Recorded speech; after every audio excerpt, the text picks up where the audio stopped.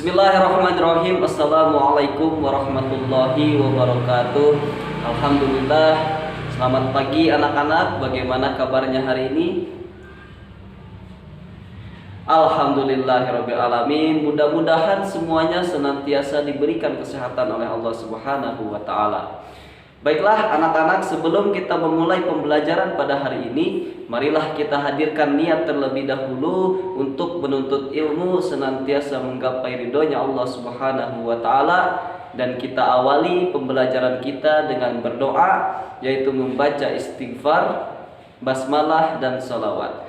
Astagfirullahaladzim. Bismillahirrahmanirrahim. Allahumma salli ala sayyidina Muhammad wa ala ali sayyidina Muhammad. Baiklah anak-anak, pada minggu lalu kita telah mempelajari materi tentang rendah hati, hemat, dan hidup sederhana.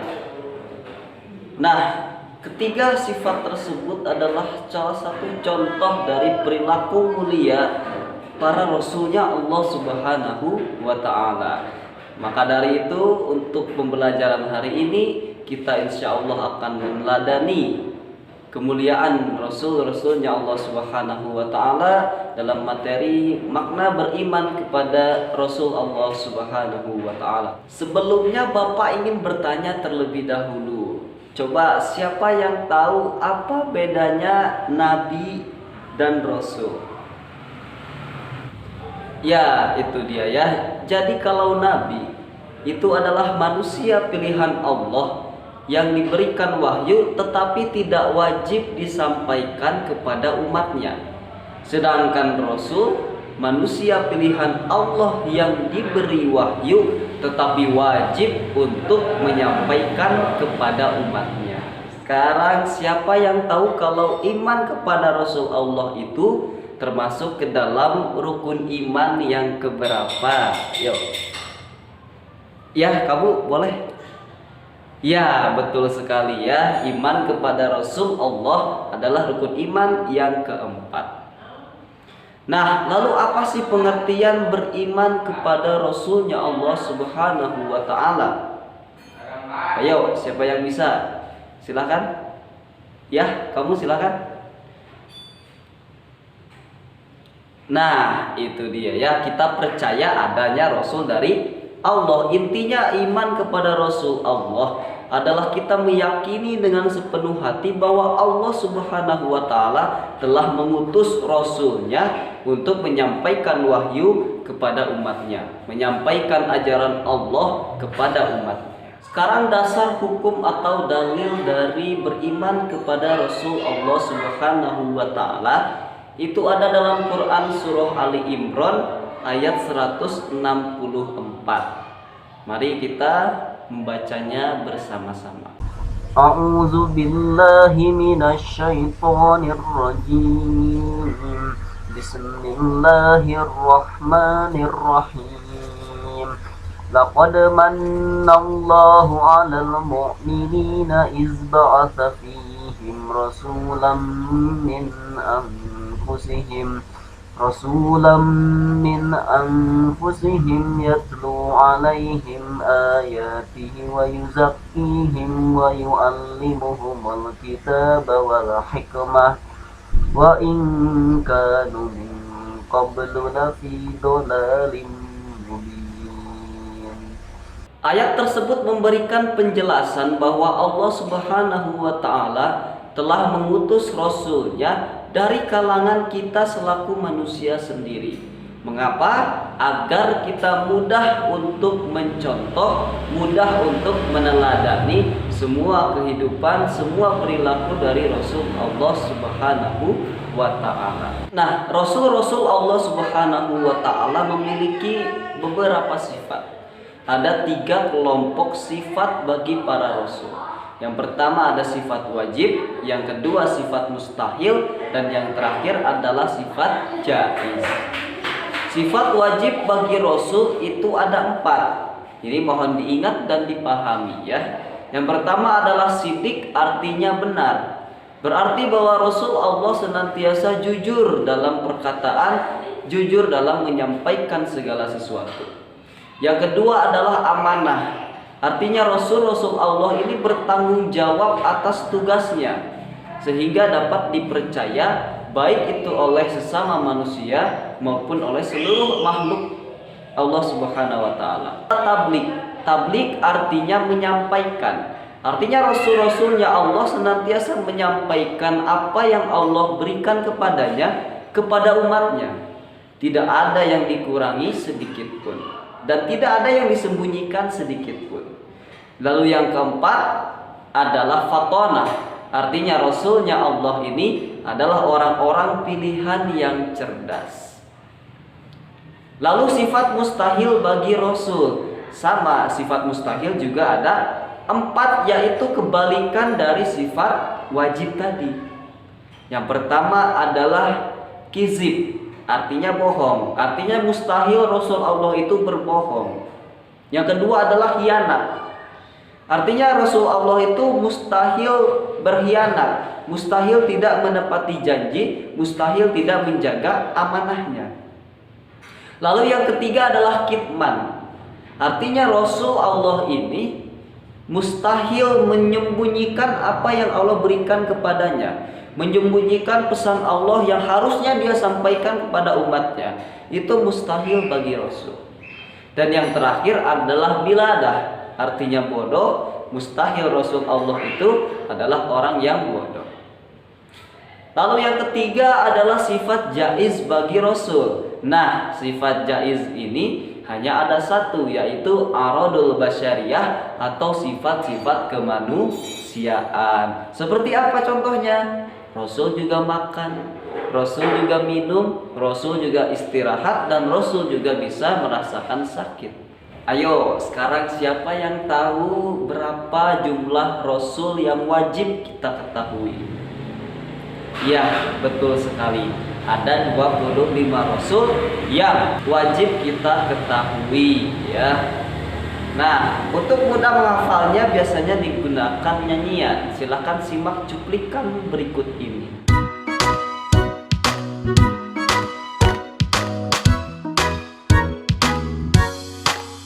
Mengenal nama Nabi kita, sholawat diutamakan.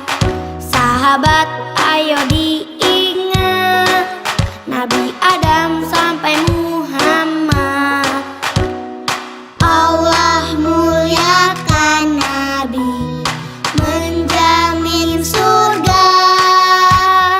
Adam, Idris, Nuh, Hud, Soleh, Ibrahim, Lut, Ismail, Ishak, Yakub, Yusuf, Ayub, Syu'aib, Musa, Harun, Zulkifli, Daud, Sulaiman, Ilyas, Yunus, Zakaria, Nabi Yahya, Nabi Isa, Muhammad Al-Mustafa. Dari 25 Rasul yang wajib diketahui itu, ada 5 Rasul yang termasuk Rasul Ulul Azmi. Apa itu Rasul Ulul Azmi? Rasul Ulul Azmi adalah para Rasul Allah yang diberikan ketabahan, diberikan kesabaran yang luar biasa dalam menghadapi cobaan dari Allah Subhanahu wa ta'ala. 5 Rasul Ulul Azmi tadi, agar kita mudah mengingatnya, bisa dengan kita menyebutkan mimin, ya. M yang pertama adalah Nabi Muhammad SAW. Lalu I, yaitu Nabi Ibrahim alaihissalam. Lalu M, Nabi Musa alaihissalam. I lagi Nabi Isa alaihissalam. Dan N yang terakhir Nabi Nuh alaihissalam. Para Rasul Allah Subhanahu wa ta'ala diberi mukjizat oleh Allah atau kemampuan luar biasa agar mereka dipercaya sebagai Rasulnya Allah oleh para kaumnya, oleh para umatnya. Nabi Muhammad SAW diberikan mukjizat berupa kitab suci Al-Quran yang paling sempurna dan terjaga kemurniannya hingga akhir zaman. Nabi Muhammad juga bisa pernah mengeluarkan air dari celah-celah jarinya. Nabi Muhammad juga mendapatkan peristiwa Isra wal Mi'raj perjalanan dari Masjidil Haram sampai kemudian ke Sidratul Muntaha bertemu dengan Allah Subhanahu wa taala. Kemudian Nabi Ibrahim alaihissalam, Nabi Ibrahim diberikan mukjizat tidak panas ketika dibakar oleh Raja Namrud. Kenapa? Karena api tersebut Allah jadikan dingin dan menjadi keselamatan bagi Nabi Ibrahim. Dalam firman-Nya, ya narukuni bardan wassalaman ala Ibrahim.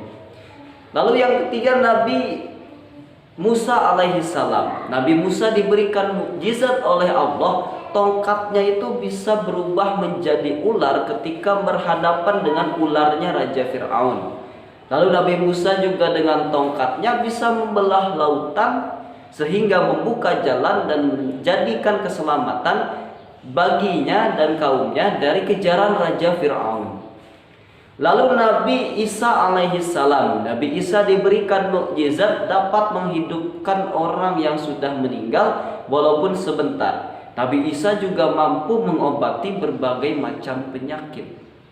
Lalu yang terakhir Nabi Nuh alaihissalam diberikan mukjizat berupa bahtera, membuat kapal yang besar sehingga menyelamatkan dirinya dan umatnya dari peristiwa banjir bandang dari Allah Subhanahu wa taala. Dan mukjizat-mukjizat Nabi lainnya. Jadi bagaimana sih kita agar bisa beriman kepada Rasul Allah dalam sehari-hari? Maka yang harus kita ketahui adalah contoh-contoh perilaku yang menunjukkan kalau kita itu beriman kepada Rasulnya Allah, kalau kita itu telah menjalankan rukun iman yang keempat.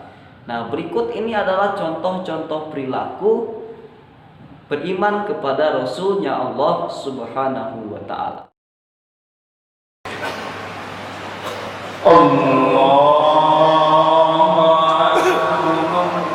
Sebelum sahur, kita baca niat puasa dulu ya. Nawaitu sauma ghadin an adai fardi syahri Ramadana hadihis sanati lillahi ta'ala.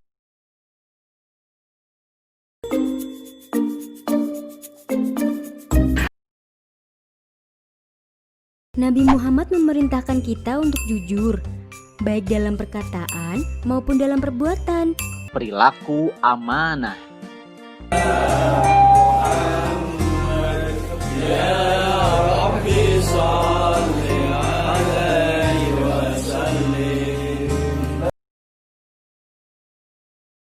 La ilaha illallah, la ilaha illallah, la ilaha illallah. Dinul mu'ayyan biduhuri Nabi Ahmad. Lalu untuk apa kita beriman kepada Rasulnya Allah Subhanahu wa ta'ala?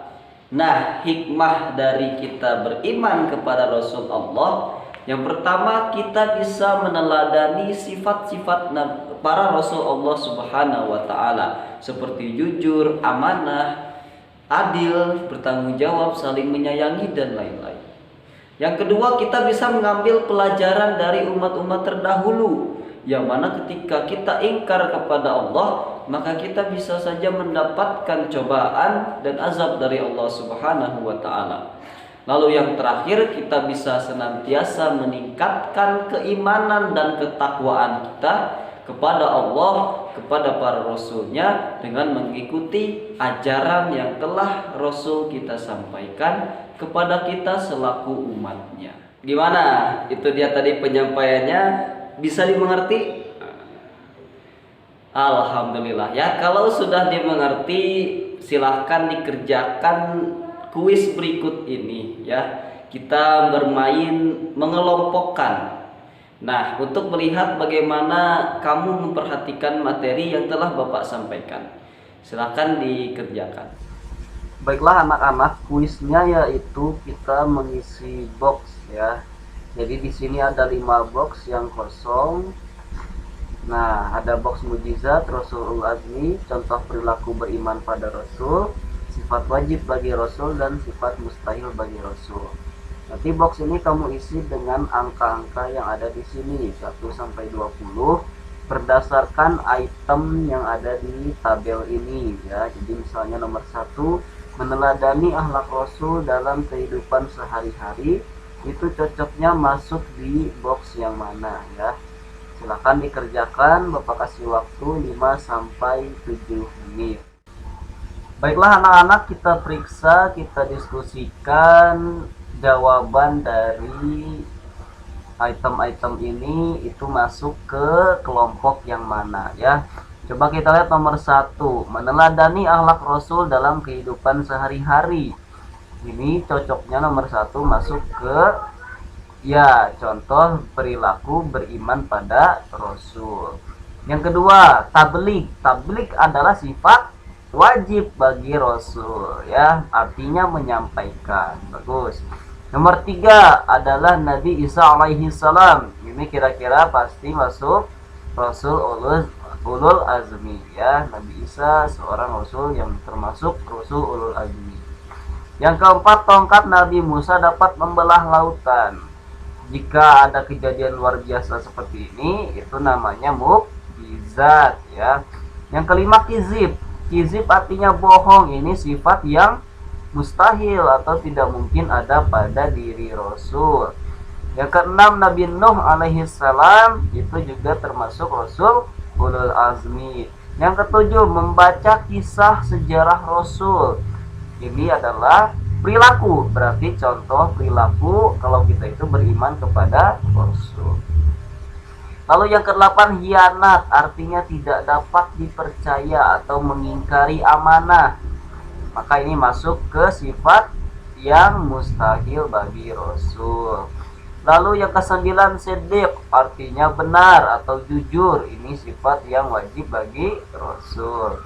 10, beribadah kepada Allah. Ini beribadah juga termasuk perilaku. Nah, perilaku beriman pada Rasul Allah. Lalu yang ke-11, Nabi Muhammad SAW termasuk Rasul ulul azmi. Yang ke-12, amanah, artinya dapat dipercaya, itu wajib atau mustahil? Tentu saja itu sifat wajib bagi Rasul.